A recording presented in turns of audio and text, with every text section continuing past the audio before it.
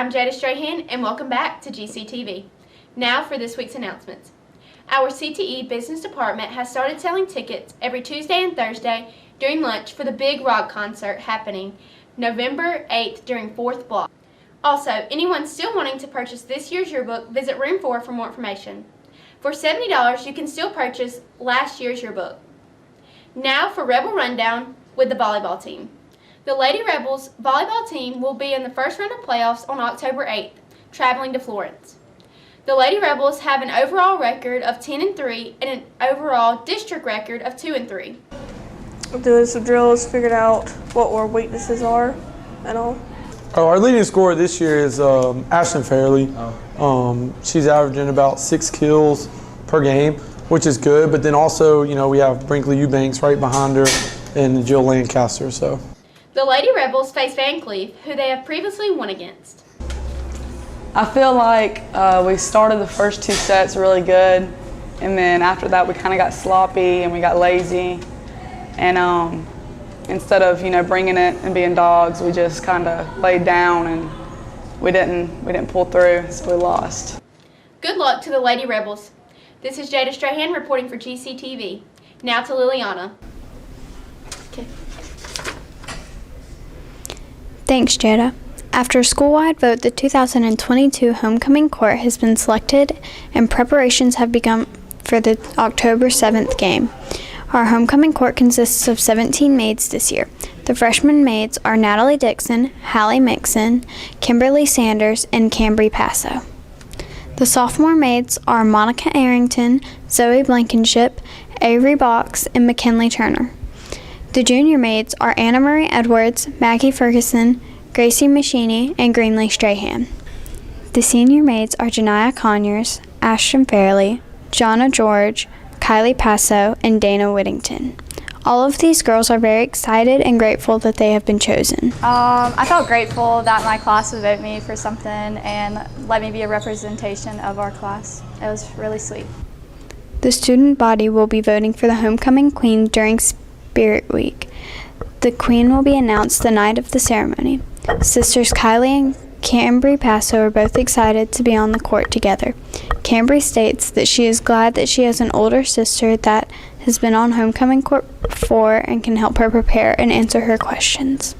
Whenever we both said that we were running, it was kind of like 2 ways. Like it could either go like one of us could get it and the other one not, and that would be like really sad. I was hoping that if that would have happened, that she would have got it over me, because I just felt like, I don't know, I just wanted her to get it if I wouldn't have.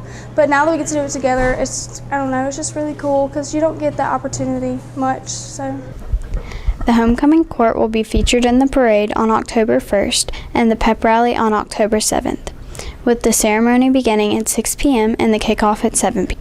A homecoming dance will be held immediately following the game in the cafeteria. Tickets are $5. This is Liliana Freslone reporting for GCTV. Now to Kayla. Thanks, Liliana.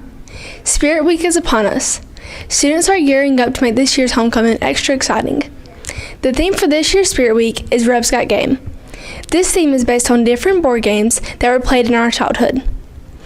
Each year, the cheerleaders scroll through the internet and find different examples and themes. After days of brainstorming, they begin to decide which theme they will choose. This year, they came up with Rebs Got Game, so that we can do different games for each day and come up with something fun with that. The dress-up days include the following themes. Monday is Candyland, where students can wear pajamas. Tuesday is Scrabble Day.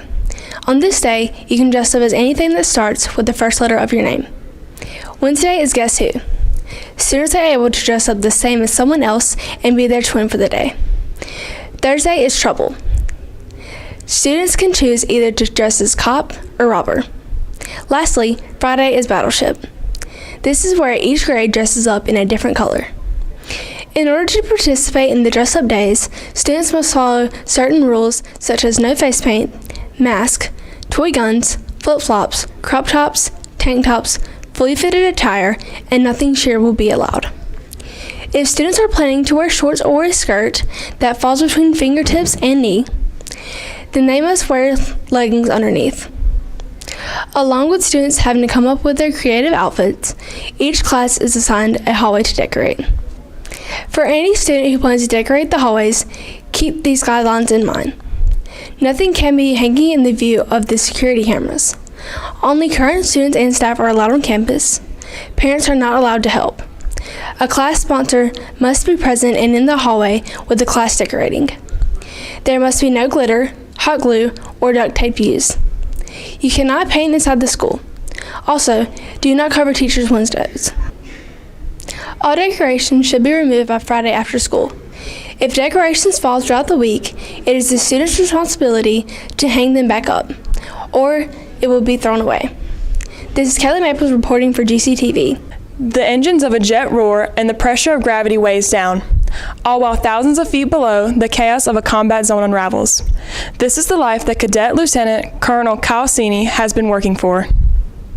Serving the country has been a long-time goal for Sini, joining JROTC as a freshman.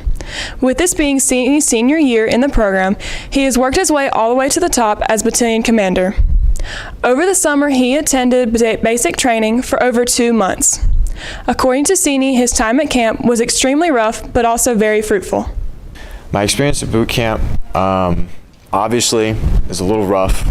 It's not fun. But the messed up part is it is kind of fun because you kind of want to go back and do it again. But it was rough because you get taken out of your life here.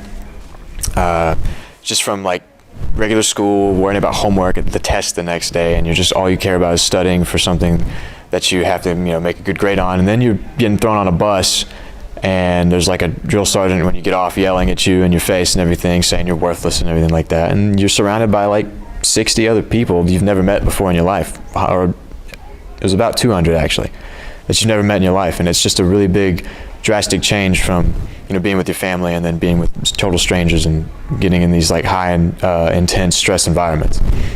During his time at basic training, Sini built on many skills that will help prepare him for his future in the Army.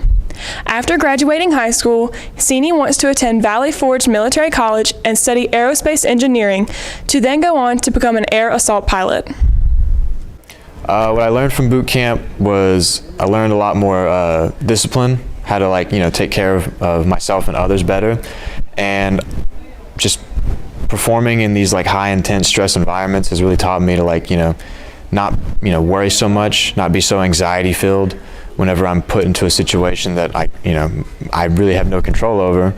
But it's also taught me to perform efficiently in these stressful environments. His desire to join the Army stems from his respect for the government and wanting to give back and serve his country, while also making a career out of it. How I made it through basic training was I just thought about why I was there. I was there to serve my country and to make a career out of this whole thing and get the experience I needed to help me further along in life and my career. Some people there used money as their motivation because you were getting paid, to do everything that you did there. But for me personally, it was, to serve my country. I really wanted to serve my country. Around campus, some people view JROTC in a demeaning way, but this stigma could not be farther from the truth. People label JROTC as just a place to send troubled children and even viewing them with subpar in academics and athletics, when in reality, the program is full of a diverse range of people. Sini works to break down these stigmas in the minds of those who doubt the program. We have people from all kinds of programs in the school, and it's really just like a big diverse thing more than just like one little small group of people, and I want to remove that stigma from the minds of everybody around here. JROTC not only gives Sini a way to pay for college, but also inspired him to do something that he is very passionate about. My life has improved greatly since I joined ROTC. It's just given me so many opportunities, like I've said before, and just opened my eyes to what I can actually really accomplish myself, and it's just built my confidence up a lot and equipped me with a lot of skills that I'm going to use for the rest of my life. For Sini and many others, JROTC has made an impact that has changed the course of their lives, with each student gaining skills that have better set them up for success. This is Alyssa Holland reporting for GCTV. Now, back over to Jada in the studio. Thanks, Alyssa. Don't forget to come out and support the Rebels this Friday. That's all we have for this week, and this is GCTV.